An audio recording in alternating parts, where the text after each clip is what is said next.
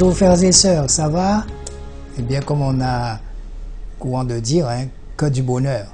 Alors aujourd'hui, nous allons effectivement recevoir, en deuxième partie de programme, un frère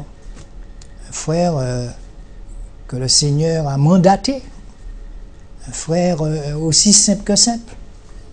Donc, nous essaierons chaque dimanche de vous nourrir de la parole. Pour vous donner des nouvelles de l'association Le Pourvoyeur, eh bien, elle continue à faire ses œuvres je ne dirais pas de charité, mais disons que des œuvres d'amour.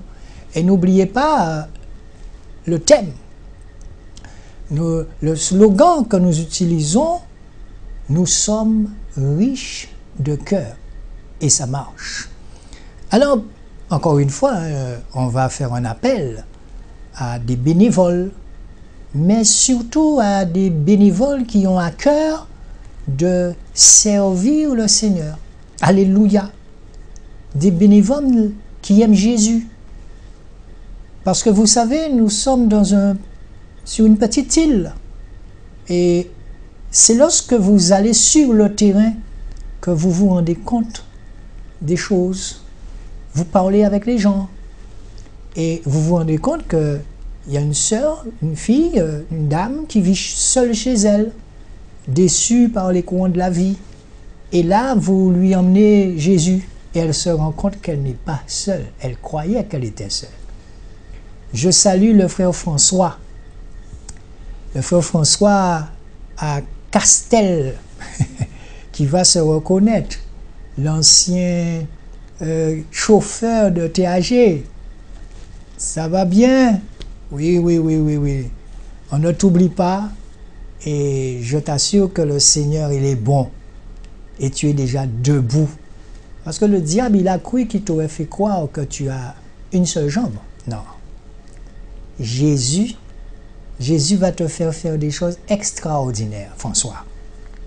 Rentre dans la parole, pense à tes petits-enfants et surtout reste fixé sur le Seigneur puisque tu es un témoignage puissant. Ne reste pas focalisé sur le malheur, ne fais pas ça. Mais témoigne de la force, de la grandeur que le Seigneur a commencé à mettre en toi. Je salue aussi la sœur Aline, ça fait un bon bout de temps qu'on ne s'est pas vu, mais l'œuvre continue. Je salue aussi le frère André, qui se reconnaîtra. Et n'oublie pas de m'envoyer les photos pour le lit médicalisé dont tu m'as parlé. Il y a quelqu'un qui voudrait offrir un lit médicalisé. Donc aussi, nous remercions vraiment tous les donateurs. Et le bien de l'Église, c'est ce que je vous montre depuis quelques dimanches déjà, le bien de l'Église doit être mis en commun, mais en toute transparence. Alléluia. En toute transparence. Le bien de l'Église, c'est toi l'Église, mon frère. Oui, il est assis chez toi là, c'est toi l'Église. Et vous savez, lorsque le Seigneur m'a mis à cœur de vous faire comprendre en Guadeloupe que la richesse du cœur, c'est l'amour. L'amour de son prochain. Et quand Jésus dit « aimez-vous les uns les autres », c'est une richesse. Mais c'est une richesse énorme. Et vous allez vous rendre compte qu'à partir du moment où vous suivez ce programme de Jésus, l'humilité entrera en vous et vous allez vous rendre compte qu'il y a tellement de choses à faire et que si chacun reste dans son coin, eh bien, on n'a rien compris. Mais quand je vois se développer le pourvoyeur dans toutes les communes, il y a la sœur de Bouillante que je salue. Tu peux m'appeler ma sœur, il n'y a pas de problème. Parce que c'est vrai que dès qu'on parle de Jésus, le Seigneur est en train de faire de vous des disciples.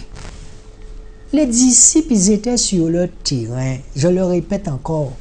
Vous êtes des disciples là chez vous. Moi aussi, je suis un disciple. Et que faisaient les disciples? Ils allaient auprès des gens. ils emmenaient la parole chez les gens. Ils emmenaient la parole dans la rue. Alléluia. Et lorsque le Seigneur m'a montré que la richesse, c'est quelque chose de simple. Et j'expliquais, vous savez, dans la pub qu'on fait là pour l'émission Le Pourvoyeur, et quand je dis avant l'arrivée de l'argent, qu'est-ce qu'il y avait? Mais les hommes qui étaient sur cette planète et qui sont toujours là, eh bien, qu'est-ce qu'ils faisaient autrefois? Eh bien, ils faisaient du troc, ils échangeaient des marchandises entre eux. Mais quoi de plus facile? Maintenant, ne faisons pas de l'argent quelque chose sur lequel nous sommes esclaves. Il y a ce que vous faites quand on dit du convoiturage. Parce que pour le moment, je prie, nous prions à l'association, et je ne sais pas, puisque Dieu m'a déjà tellement étonné depuis que j'ai commencé cette œuvre, mais tellement étonné.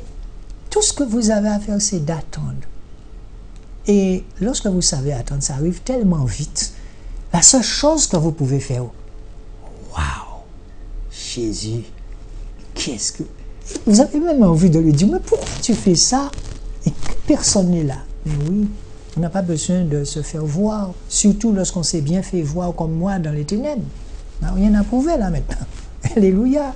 Eh bien, vous savez, pour tout vous dire, lorsque vous êtes chez vous, vous pouvez vous mettre en relation entre frères et sœurs. Ceux qui ne sont pas baptisés, le pourvoyeur, nous ne sommes pas une église comme on l'entend. Hein. Non. Nous ne sommes pas là pour diriger les gens, pour leur dire ce qu'ils doivent faire. Mais par contre, nous sommes là pour vous dire que le pasteur des pasteurs s'appelle Jésus de Nazareth. C'est avec lui. C'est avec lui que vous devez rester en communication. Jésus répond à vos besoins, que ce soit en amour, que ce soit en amitié, que ce soit, mais quel que soit le problème, vous devez rester là. Alléluia. Mais quand je dis là, mais c'est vraiment là. Alléluia. Et il vient. Il vient parce que vous avez su attendre.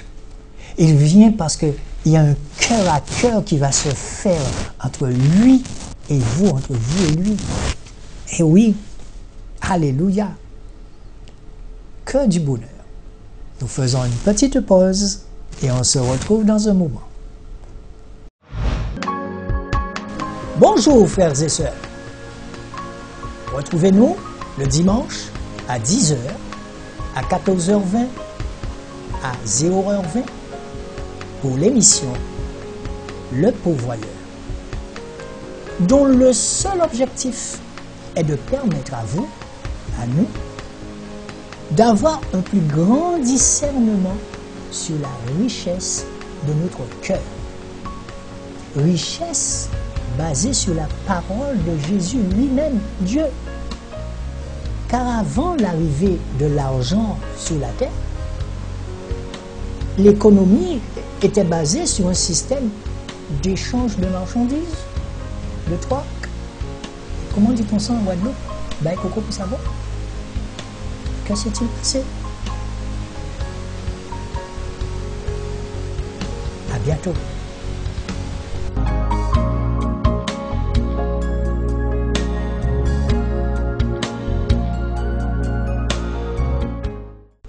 Ça va? Très bien.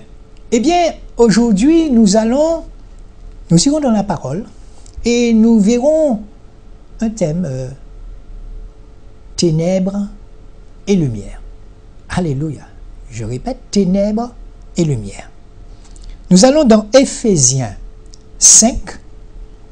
Je répète, Éphésiens 5, verset 6. Et on va continuer, verset 6, verset 7, on va descendre la lecture. Je répète, Éphésiens 5, verset 6. Vous avez vos Bibles chez vous? Très bien. Nous allons partager la parole le plus simplement possible. Il est écrit, Éphésiens 5, que personne ne vous séduise par de vains discours, car à cause de ces choses, la colère de Dieu vient sur les fils de la rébellion. Ne soyez donc pas leurs associés, car vous étiez autrefois ténèbres, mais maintenant vous êtes lumière dans le Seigneur. Conduisez-vous donc comme des enfants de la lumière, car le fruit de l'esprit consiste en toute bonté, justice et vérité. Éprouvez ce qui est agréable au Seigneur et ne participez pas aux œuvres infructueuses des ténèbres, mais au contraire, condamnez-les. Je répète, condamnez-les. C'est la parole qui vous demande de condamner tout ce qui est ténèbres. Car il est honteux de dire les choses qu'ils font en secret. La dernière fois, je vous avais dit en cachette.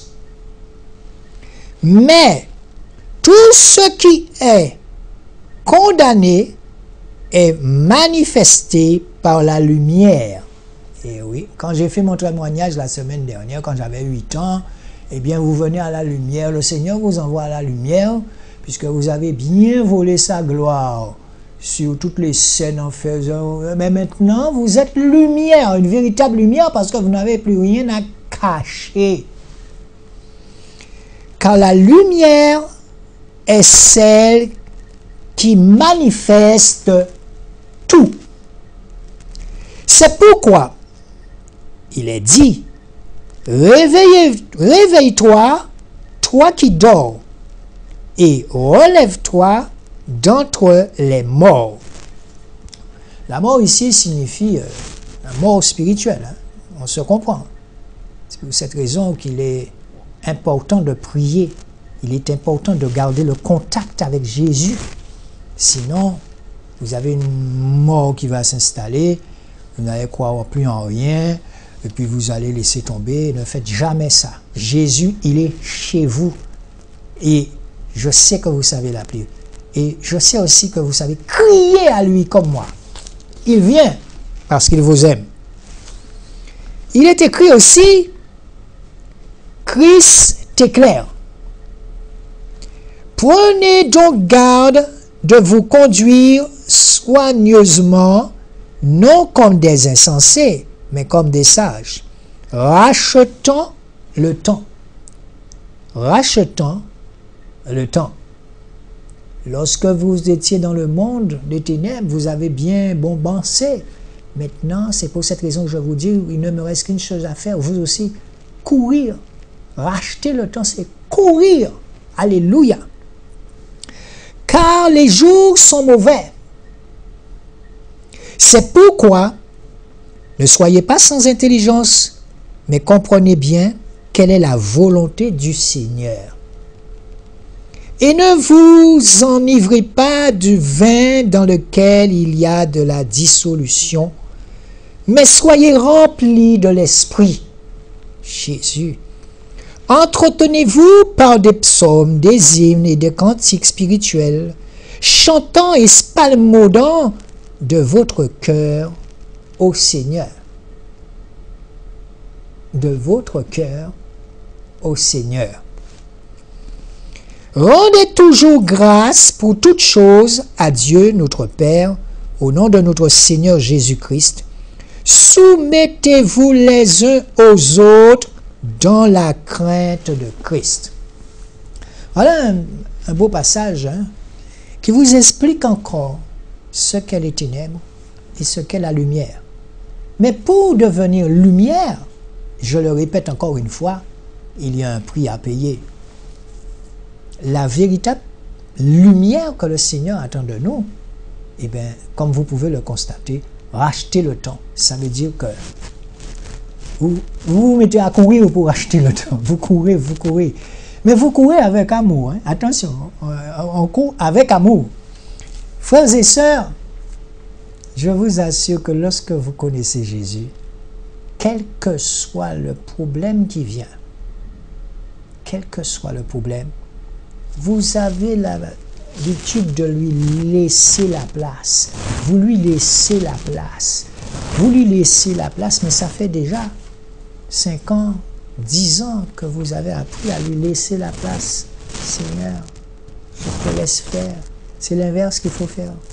Mourir à soi-même. Et non, comme me disait une sœur, mentir à soi-même. Jésus. Et vous allez vous rendre compte que j'ai eu beaucoup d'appels la semaine dernière où les gens me disaient, mais il faut une sacrée dose de courage pour venir dire ce que tu as dit quand tu étais petit, tu avais 8 ans. Ce n'est pas une affaire de courage. C'est une affaire d'être vrai devant le Seigneur. C'est, comme dit la parole, c'est de mettre le Satan à nu. Pour qu'il ne vienne pas te dire, pas raconter mon bidon, non, pas raconter, il ne peut plus. Vous savez, certaines personnes me disent, oui, mais j'arrive pas à prier. Mais prier, c'est parler avec Jésus de tout ton cœur. C'est ça, prier. Et certaines personnes me demandent, c'est quoi les liens de génération? Mais comme j'expliquais les choses simplement, vos parents ont fait des choses, ils sont entrés dans leur cercueil, et ces choses, comme ils ne l'ont pas dénoncé à la lumière du monde, eh bien, ça se retourne sur vous parce que vous n'avez pas coupé le lien. Et il faut apprendre à le couper, les liens de génération. Et c'est quand j'ai connu Jésus que j'ai demandé à Jésus qui était mon Père. C'était comme s'il me disait, Patrick, t'es sûr que tu pourras supporter ça? J'ai dit, oui, Seigneur. Quand vous avez un Père qui a pris soin de vous, qui vous a tout donné parce que j'étais son fils unique, mon Père m'a donné une volée une seule fois, comme je vous disais, parce que j'étais parti en mer faire de la natation. Et quand je suis retourné, il avait tellement peur de me perdre, j'ai reçu une volée, mais je n'avais pas compris pourquoi il me donnait des coups. Mais vous savez, quand vous demandez au Seigneur qui était cet homme, et là le Seigneur vient vous expliquer les choses, et vous vous rendez compte que ce qu'on appelle les liens de génération, il faut qu'il y ait un membre de la famille qui puisse sacrifier sa vie, alléluia, pour couper ces liens. Alléluia.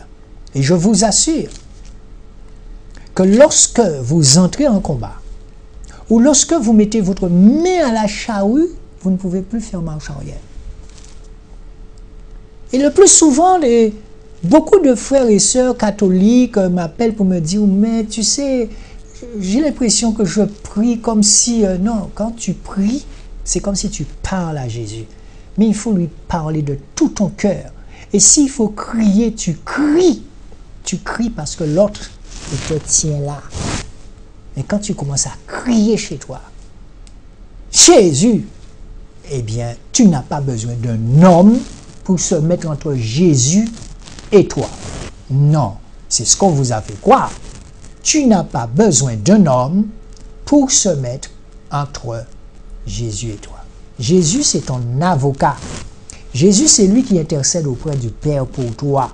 C'est le meilleur des avocats. Je vous assure. Mon fils, il a 4 ans. Et bien, dernièrement, il est tombé. Et son nez s'est mis à saigner. Jésus. Avec un calme pas possible, je ne sais pas, je ne me suis pas affolé. J'ai pris des glaçons, j'ai mis sur son nez. Et je lui parle tranquillement. Il était en train de s'affoler, de crier, il avait du sang. Et qu'est-ce que je dis à l'enfant? Ce n'est pas moi qui le lui ai dit. Appelle Jésus. Appelle Jésus. L'enfant s'est mis à crier. Jésus, guéris-moi! Jésus, guéris-moi! Le sang s'est arrêté. Vous allez me dire, oui, c'est le glaçon que j'ai mis. Mais je venais de mettre le glaçon. Et quand il a poussé un cri comme ça, Jésus, guéris-moi, le sang coulait abondamment. Le sang s'est arrêté. Alléluia! C'est comme ça que ça commence. Il faut que demain, que lorsque cet enfant sera devant des entités invisibles, qu'il puisse savoir qu'il faut qu'il appelle son guerrier, il faut qu'il appelle son avocat. Jésus, c'est comme ça que ça commence. Alléluia! Eh bien, frères et sœurs, nous faisons une deuxième petite pause. On se retrouve dans un moment.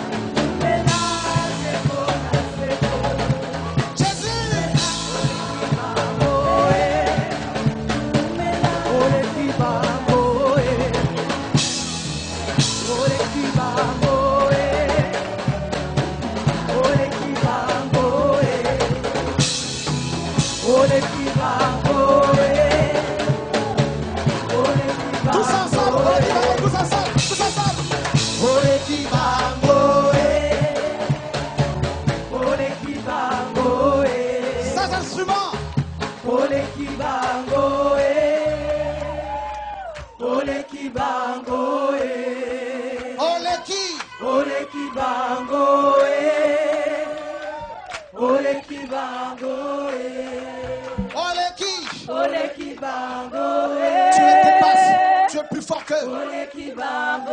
En français, tu es plus fort que. Tu es plus fort que. Tu es plus fort. Tu es plus fort. Jésus. Tu es plus fort que. Oui, mais là. Alléluia.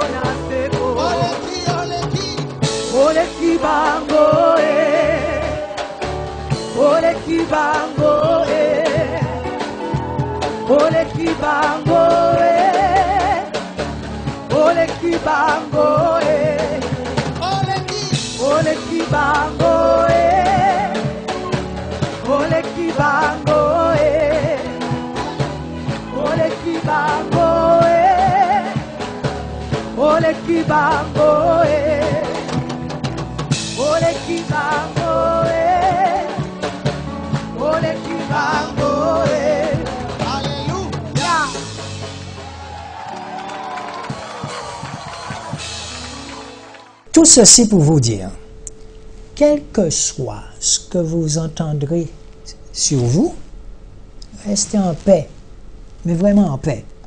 Lorsque le Seigneur vient et commence à parler en toute vérité dans la bouche d'un homme, ça se sent.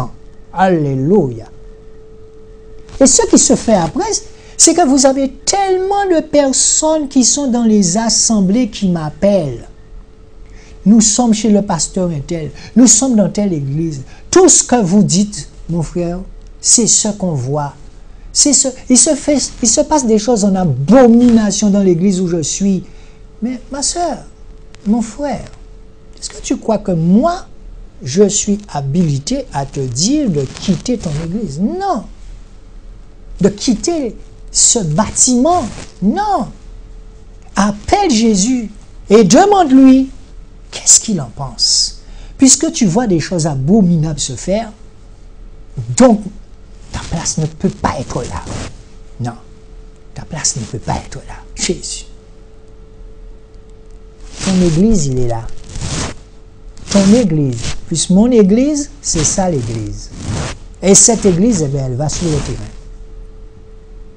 Elle va voir des personnes âgées. Elle va soutenir les malades. Alléluia! Jésus! C'est ça l'église. Mais quand j'entends des choses qu'on me raconte, je dis, mais c'est pas possible. En Guadeloupe, là, ça se fait. Et pas n'importe qui.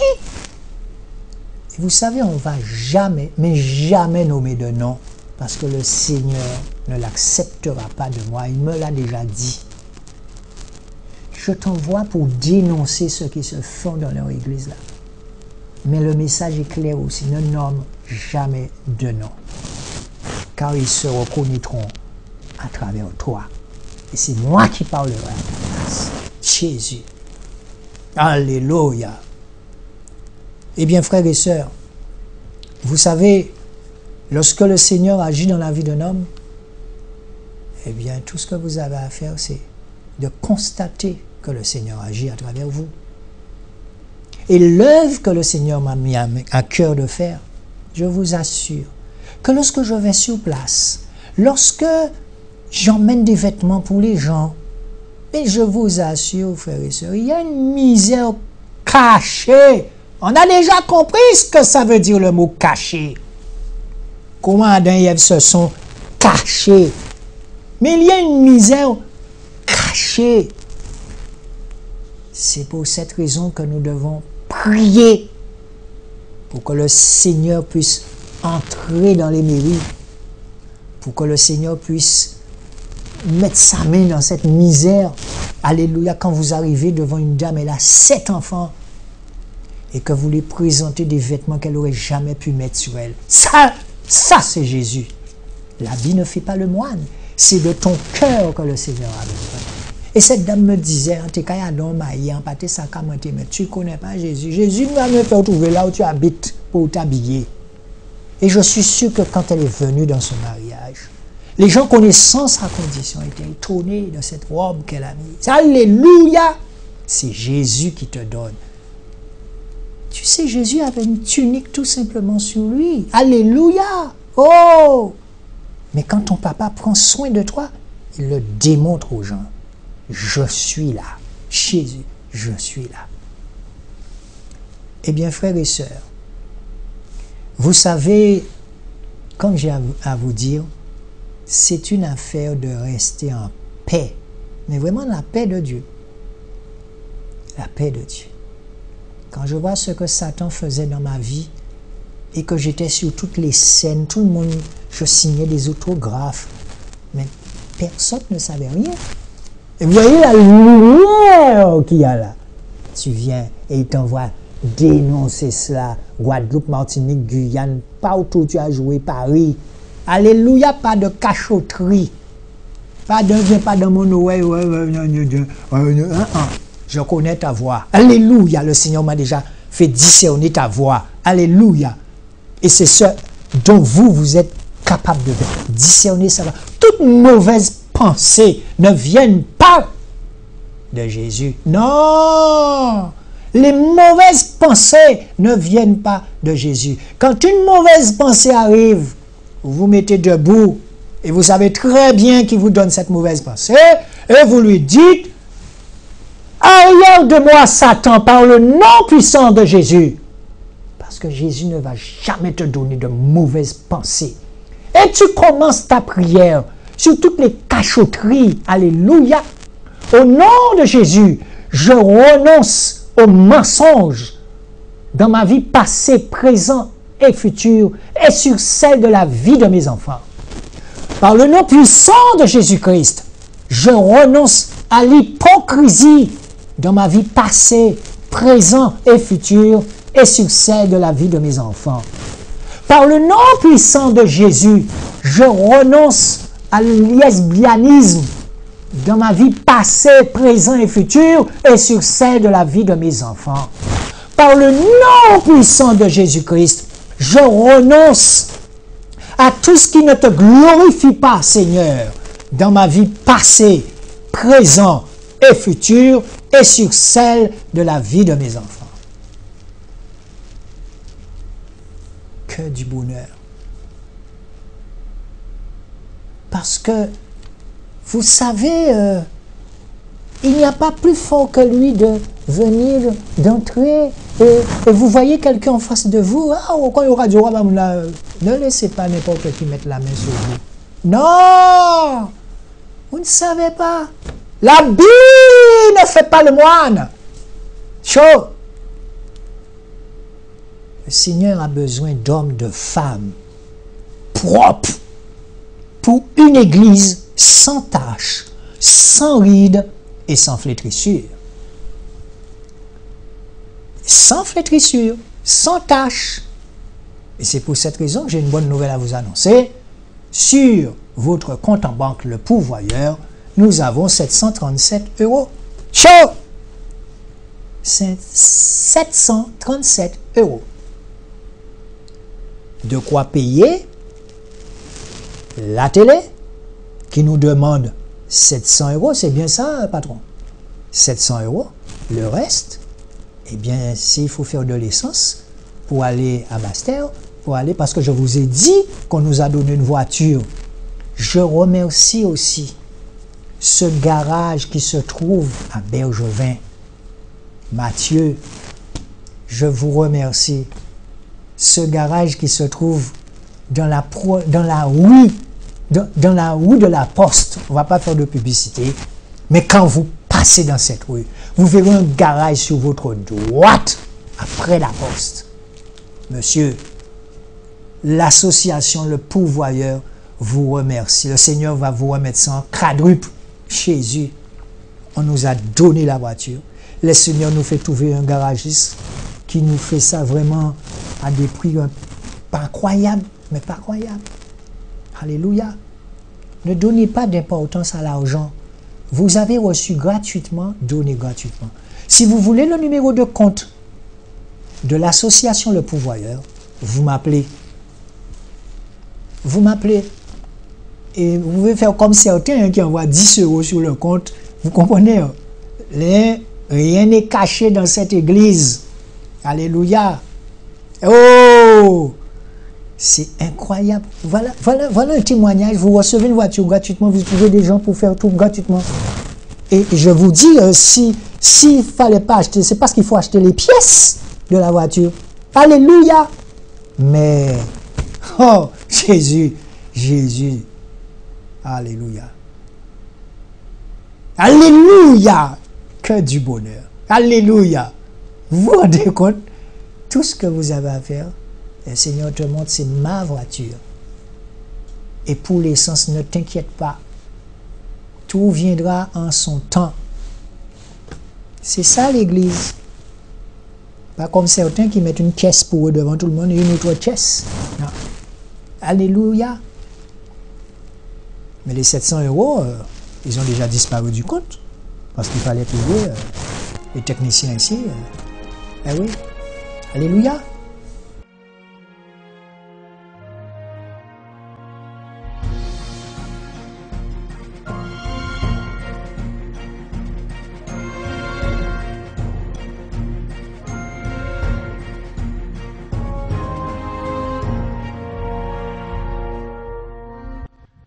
Bonjour, bonsoir frères et sœurs et bienvenue dans votre émission Le Chant du Coq. Merci Seigneur, merci pour ton amour, merci pour ta fidélité Papa, merci pour ta parole qui nous libère. Merci pour cette belle journée Seigneur que tu nous as donnée, ce soleil Seigneur, merci pour le vent, merci pour les arbres, merci pour la santé que tu nous donnes et nous prions également Seigneur pour ceux et celles qui sont malades. Seigneur, souviens-toi d'eux, au nom de Yeshua, notre Seigneur et Maître, nous te prions. Dieu de gloire. Amen. Voilà, gloire à Dieu. Alors, on va prendre un passage dans le livre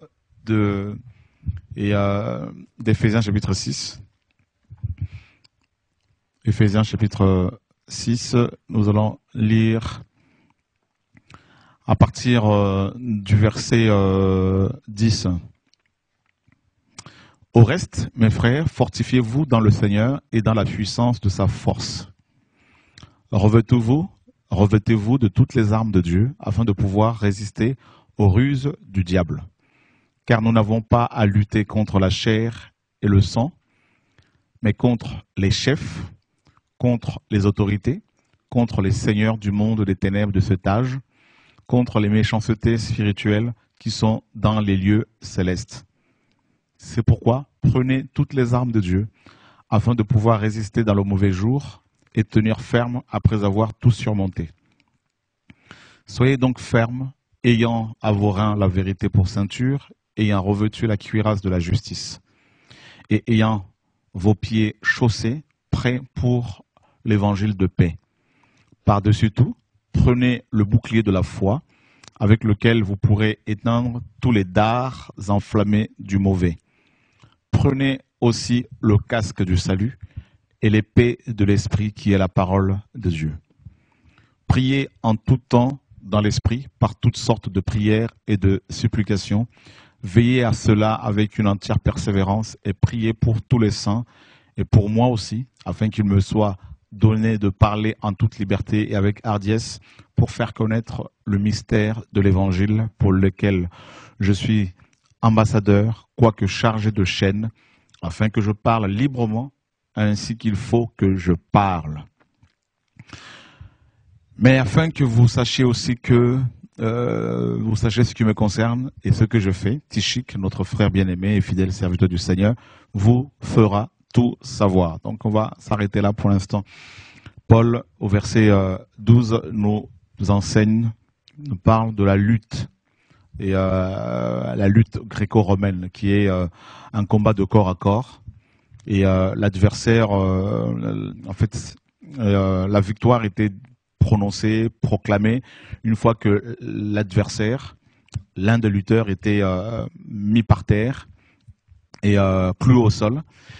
Et donc c'était une lutte très très très suivie et beaucoup de Grecs aimaient beaucoup ce combat, cette lutte. Et il y avait bien sûr beaucoup de spectateurs dans le stade, hein, donc chez les Grecs à l'époque. Et l'apôtre Paul nous fait comprendre ici que nous, qui sommes chrétiens, nous avons également, nous luttons également contre les puissances des ténèbres. Et donc c'est une lutte rapprochée. Donc c'est un combat qui a déjà été remporté, bien sûr. Le Seigneur a vaincu les puissances des ténèbres, comme on le sait. Donc nous combattons en étant dans le camp des vainqueurs, mais il faut avoir avec soi les armes dont il est question ici. Donc on va d'abord voir l'image de l'habit du grand prêtre, parce qu'en fait les armes dont il est question dans Éphésiens 6 correspondent à peu près à l'habit du grand prêtre. Vous savez que le grand prêtre, on va le lire tout à l'heure, ne pouvait pas s'approcher de la présence de Dieu sans ses accoutrements. Et voilà, et là on a ici cette image, cette belle image. Donc là, on a la tiare, donc c'est le chapeau là que le grand prêtre a porté sur la tête, qui représente en fait le casque du salut. Voilà, et nous savons tous que le salut porte un nom, c'est Yeshua, qui est notre salut. Donc Yeshua, ou simplement Yahweh est salut. Voilà, donc Yeshua, Jésus-Christ, est notre casque. Pourquoi le casque? Pourquoi la tiare? Et comme vous le savez, hein, c'est pour être protégé au niveau des pensées, parce que dans cette lutte, le champ du bataille en fait de cette lutte, hein, le champ de cette lutte, c'est la pensée de l'homme. Et l'ennemi cherche bien sûr à nous détruire par la pensée. Il va nous envoyer toutes sortes de pensées, des pensées relatives au sexe, relatives à la colère, la haine, la jalousie, tout ça, et toutes sortes de pensées. En fait, vous allez voir que nos pensées, nos actions sont les résultats de nos pensées. Voilà pourquoi Dieu demandait aux enfants d'Israël dans Deutéronome 6 d'avoir au niveau du front la marque de l'évangile, hein, de porter comment dire, de la parole, tout simplement au niveau du front. On pourra le lire tout à l'heure. Et à la main droite également, voilà, il fallait avoir au front et à la main droite la parole. Pourquoi le front? Ben, c'est la pensée. Pourquoi la main droite? Parce que c'est la main, c'est yad ou yud en hébreu. Et c'est l'action, c'est le pouvoir, voilà. Donc, vous voyez, dans cette lutte, là, mes amis, là, l'ennemi veut que nos actions soient les conséquences des pensées qu'il nous envoie, voilà. Et on va rapidement les voir par rapport à la tiare, toujours dans le livre d'Exode, chapitre 28. On va lire à partir du verset 1er. Donc là, bien sûr, il est question de l'accoutrement des prêtres. Et toi, fais approcher de toi Aaron, ton frère, et ses fils avec lui, d'entre les enfants d'Israël, pour exercer la prêtrise pour moi. Aaron, Nadab, Abihu, Éléazar et Itamar, fils d'Aaron. Et tu feras à Aaron, ton frère, des vêtements sacrés en signe de gloire et de beauté. Et tu parleras à tous les hommes sages de cœur, à chacun de ceux que j'ai remplis de l'esprit de sagesse, afin qu'il fasse des vêtements à Aaron pour le consacrer, afin qu'il exerce la prêtrise pour moi. Et voici les vêtements qu'ils feront. Le pectoral. Donc le pectoral ici correspond comment dire, à l'armure, dans Éphésiens, à l'armure du combattant, dont il est question dans Éphésiens chapitre 6. Et il est question comment dire, pas le bouclier, mais le mot m'échappe là. Et voilà, donc la cuirasse, voilà, merci. Donc le pectoral ici, le pectoral et l'éphod nous parlent de la cuirasse de la justice. Voilà. Donc, alors parlons, on va d'abord commencer par la tiare. Donc, voici les vêtements qu'ils feront. Le pectoral, l'éphod, la robe, la tunique brodée, la tiare et la ceinture. Ils feront donc les vêtements sacrés à Aaron, ton frère, et à ses fils pour exercer la prêtrise pour moi. Voilà, donc on voit bien ici les descriptions que le Seigneur va donner, les détails concernant l'habit du grand prêtre qui était censé s'approcher de Dieu pour les autres. Et sachez que nous sommes des prêtres aujourd'hui. Donc nous avons en fait en Christ les mêmes choses, le même vêtement. Alors la tiare bien sûr nous parle du casque du salut. Alors on va aller voir rapidement en hébreu, donc le lexique biblique. On va aller vérifier ces mots en hébreu. C'est toujours intéressant d'aller voir l'étymologie des choses, des mots. Voilà. Donc la tiare, c'est ce casque, voilà, qui doit nous protéger des pensées de l'ennemi. Parce que si on n'a pas ce casque-là, mes amis, on ne tiendra pas. On ne pourra pas résister aux pensées impures, aux pensées de haine, de colère, de jalousie.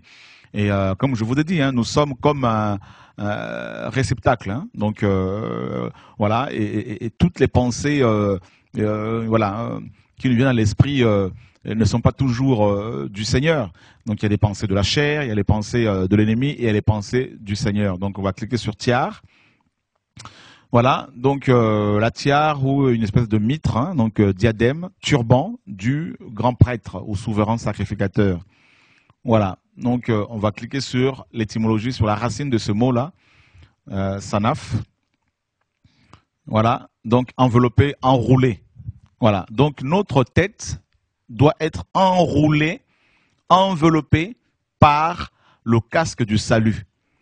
Le casque du salut, pourquoi? Donc ce casque-là nous délivre, parce que le mot salut signifie aussi délivrance. Le mot salut signifie délivrance, protection, sûreté. Donc le casque du salut est cet accoutrement qui est censé nous délivrer des pensées impures. Mes amis, c'est difficile de contrôler ces pensées, c'est impossible de le contrôler si Dieu ne nous aide pas. Et on a besoin de ce casque-là pour nous chrétiens, pour pouvoir vivre en harmonie avec les uns les autres. Parce qu'on peut avoir des mauvaises pensées sur les frères et sœurs, sur ses frères, ses enfants, ses parents, ses amis, tout ça. Et si on n'a pas ce casque-là, on ne tient pas. Voilà. On va être une espèce de passoire. L'ennemi va se servir de nous et il va nous matraquer au niveau des pensées. Et là, on va se faire avoir. Il y a beaucoup de gens qui, nous tous, on a eu à céder aux pensées de l'ennemi. Et à tout ça, je prends l'exemple par exemple de David dans la Bible. Il regarde du haut de son balcon une femme, la femme d'Uri, Bersheba, une femme mariée. Et David va la convoiter et il va coucher avec. Et on connaît les conséquences de son péché. Donc il va d'abord convoiter. Vous voyez, l'ennemi lui envoie des pensées au niveau des pensées de la convoitise et il va désirer cette femme. Vous voyez ? Et c'est comme ça que ça se passe. C'est pour cela qu'il nous faut vraiment le casque du salut, c'est-à-dire Yeshua lui-même qui protège nos pensées. Donc comment peut-on, qu'est-ce qu'il faut faire pour avoir ce casque? En fait, simplement, il faut être en relation avec Dieu. Il faut être en prière. Ce n'est pas un casque qu'on va aller chercher ici et là. C'est un état en relation avec le Seigneur, dans la prière, dans la méditation quotidienne de la parole de Dieu, qu'on va, n'est-ce pas, au niveau des pensées, remporter des victoires. Voilà. On voit les apôtres, par exemple, on nous dit un jour, une pensée leur est venue à l'esprit, à savoir lequel était le plus grand parmi eux. Voyez, donc c'est une pensée que l'ennemi leur a injectée, une pensée comme ça qui sort de nulle part. Vous vous apprêtez à manger et voilà une pensée qui vient comme ça, appelle telle personne, appelle ton ex, ça peut être le Seigneur, ça peut être aussi la chair, ça peut être l'ennemi.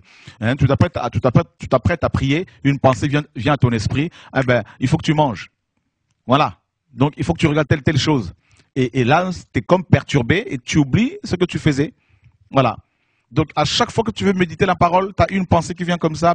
Sors un peu, faire un tour, tu es fatigué, tout ça. Voilà. Tu vas méditer plus tard, mange d'abord, fais d'abord telle chose, tout ça. Vous voyez, toutes ces pensées-là. Et on se fait avoir souvent comme ça. Et c'est pour cela qu'il nous faut le casque du salut. C'est-à-dire cette protection-là qui nous donne la victoire, qui nous protège, qui nous délivre des pensées impures.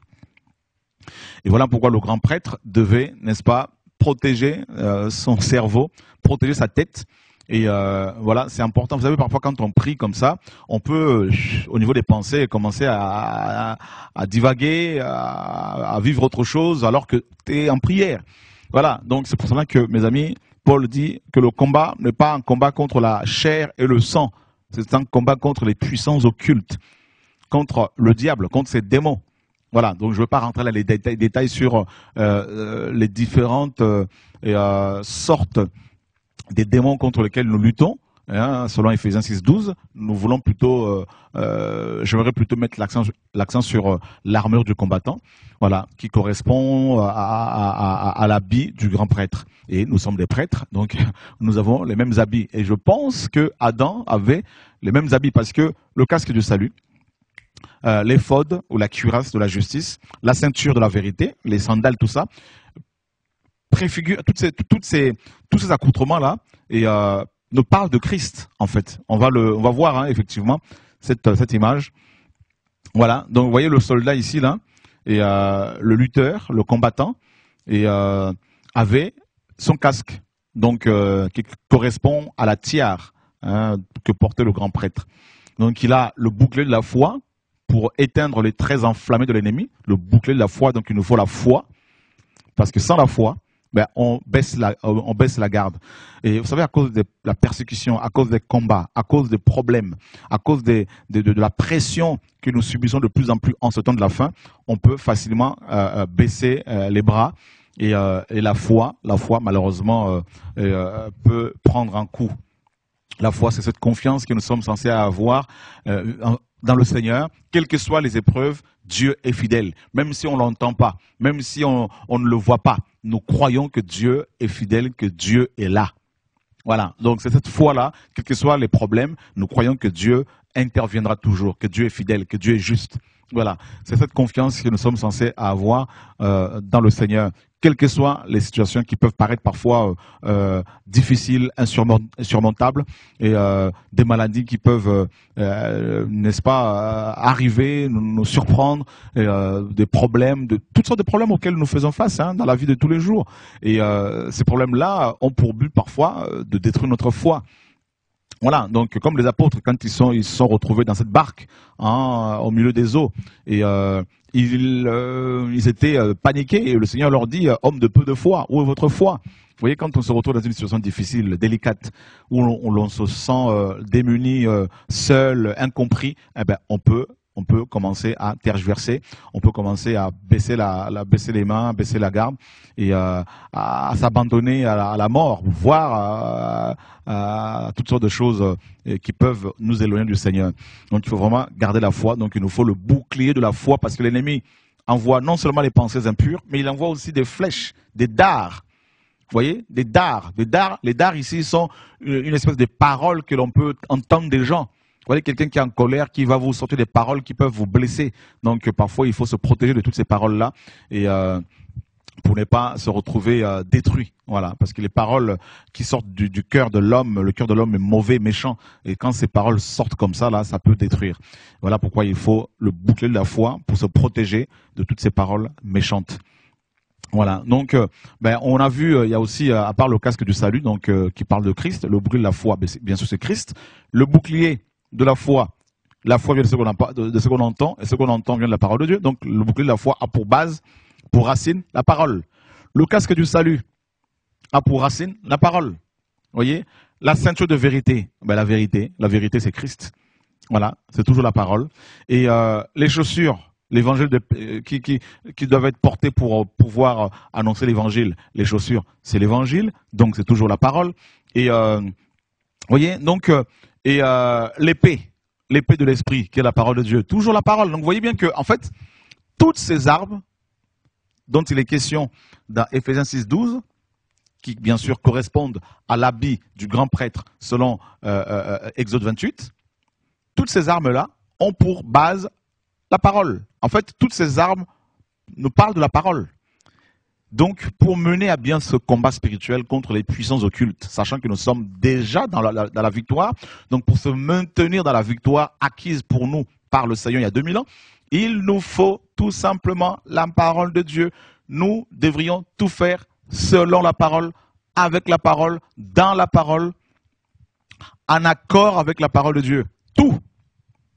Et Paul disait dans 1 Corinthiens 2, « Je ne veux rien savoir parmi vous, si ce n'est que Christ et Christ crucifié. » Donc, mes amis, on peut avoir de l'argent, on peut avoir du matériel, mais le plus important, c'est la parole de Dieu. Alors, restons dans la parole, cette parole qui nous a été donnée, qui nous est révélée dans ce livre qu'est la Bible, de Genèse à Apocalypse, c'est la parole qui ne change pas. Le Seigneur dit, tout passera, mais mes paroles ne passeront jamais. Donc, nous ne combattons pas pour remporter la victoire, nous sommes déjà victorieux. Nous sommes dans la victoire, acquise pour nous. Et pour se maintenir dans la victoire, au niveau des pensées impures, par rapport aux pensées impures, par rapport aux dards, aux traits enflammés de l'ennemi, par rapport aux flèches de l'ennemi, ces paroles méchantes, par rapport, n'est-ce pas, à la nudité qui nous menace, parce qu'il nous faut la ceinture pour garder nos vêtements sur nous, pour pouvoir, mes amis, se maintenir dans la victoire, il nous faut la parole du Seigneur. Les chaussures, c'est la parole. La ceinture, c'est la parole. Les vêtements, la robe, c'est la justice, donc c'est la parole. Le casque du salut, c'est la parole. Le bouclier de la foi, c'est la parole. Donc, en tant que chrétiens, nous devrions aimer la parole de Dieu. Vous êtes en souffrance, vous êtes malade, vous êtes persécuté, vous êtes seul, dans la solitude, prenez le temps de méditer la parole et la parole de Dieu. Cette parole ne se trompe jamais. On peut se tromper par rapport aux visions, par rapport aux songes, par rapport aux prophéties, mais jamais en ayant la parole avec soi. Parce que cette parole-là, ceux qui l'ont combattue hier, mes amis se sont rendus compte qu'elle est immuable. Ceux qui ont dit que cette Bible allait disparaître, que la parole de Dieu allait disparaître, eux, ils ont disparu, la parole est toujours là. Vous voyez, mes amis, faites confiance à la parole du Seigneur. Dieu ne ment pas. S'il a dit qu'il va revenir, il reviendra. S'il a dit qu'il va ressusciter les morts, il va ressusciter les morts. Si la Bible dit que Jésus-Christ est Dieu, il est Dieu. Si la parole nous dit que Dieu existe, il existe. Si la parole nous dit que Dieu vous aime, il vous aime. Même si les hommes vous disent le contraire, Dieu vous aime. C'est le plus important. Allez, croyez plus Dieu que les hommes. Croyez plus en la parole de Dieu, dans la parole de Dieu que dans la parole des hommes.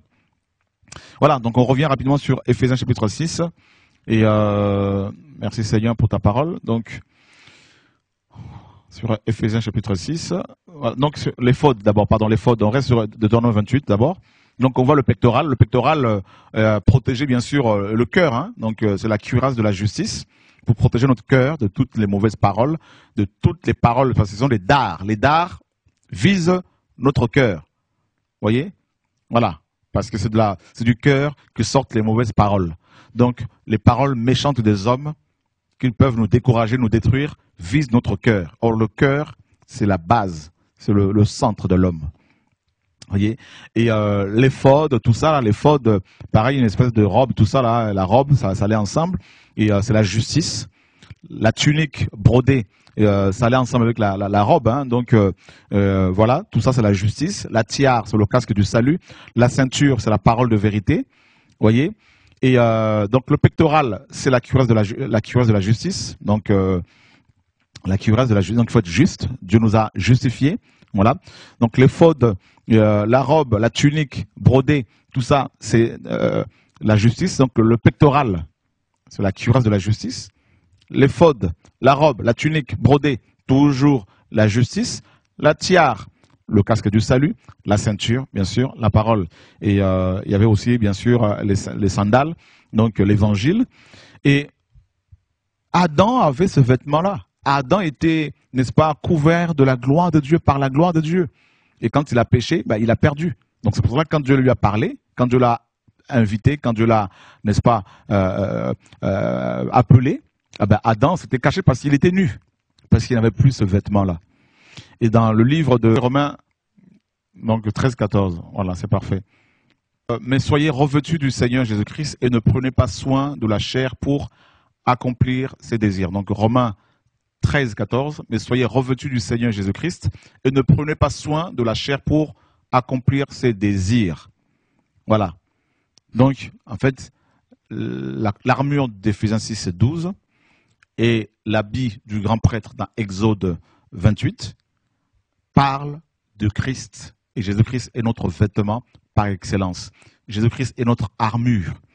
Si vous voulez avoir le casque du salut pour lutter contre les pensées de l'ennemi, si vous voulez avoir la cuirasse de la justice pour protéger votre cœur des paroles des hommes, des paroles méchantes, des paroles de l'ennemi, si vous voulez avoir la ceinture de vérité pour garder votre robe sur vous, votre vêtement sur vous, pour ne pas que vous vous retrouviez nu, si vous voulez avoir les chaussures avec vous pour ne pas vous faire mordre par les scorpions et les serpents, parce que dans Luc 10, 19, le Seigneur nous dit, voici, je vous donne le pouvoir de marcher sur les serpents et sur les scorpions et sur toute la puissance de l'ennemi et rien ne pourra vous nuire. Donc on ne pourra pas marcher sur l'ennemi, n'est-ce pas, sans chaussures que le Seigneur nous donne. Si vous voulez avoir l'épée de l'esprit pour combattre contre l'ennemi, c'est la parole de vérité pour défendre la vérité, pour défendre les frères et sœurs, défendre la sainte doctrine, ben, c'est simple. Ayez une relation avec Jésus-Christ de Nazareth, notre Seigneur et Sauveur. C'est lui notre casque, c'est lui notre cuirasse, c'est lui notre, n'est-ce pas, robe, c'est lui notre tunique, c'est lui notre, nos chaussures, c'est lui et notre épée. Et c'est Jésus-Christ, il est tout. Donc en fait, je voulais juste nous encourager, nous exhorter à nous revêtir de Yeshua, notre Seigneur et Sauveur. Voilà, que le Seigneur vous garde, mes amis. Yeshua est celui qui nous donne la victoire, qu'il vous protège, qu'il vous garde. Au nom de Yeshua, notre Maître, au revoir. Amen.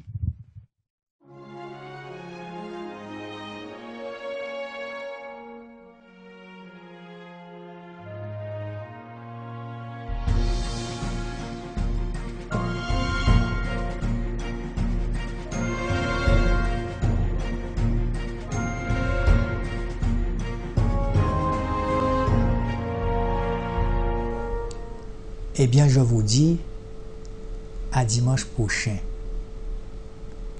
D'accord? À dimanche prochain. Jésus, je vous aime.